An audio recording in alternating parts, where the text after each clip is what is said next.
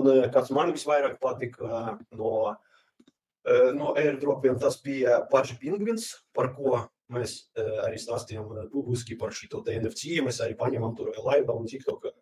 šito NFT pa $2000 vērtībā, un tur varēja saņemt kopā ar airdropu un kopā ar NFT vērtībā, un airdrops tur sanāk tīrā peļņā apmēram 20,000. Protams, ja jūs pārdot uzreiz, bet mēs tāpat turam, jo, varbūt, kā jūs arī redzējāt, kā tagad NFT trendā šitie paši Pingvins un Livpaži, viņi atkal ir pirmā, otrajā vietā, un varbūt, ka tas ir arī saistīts ar to, ka drīz viņi paziņos par kaut kādu staking programmu, un kā arī viņam ir ļoti tur daudz tokenu airdropu, kuri vēl nesaņēma airdropu, jo tur ir apmēram 7 miljoni makiem vispār par jebkādu aktivitāti Ethereum tīkla un, protams, jābūt veciem makiem un Solana tīkla.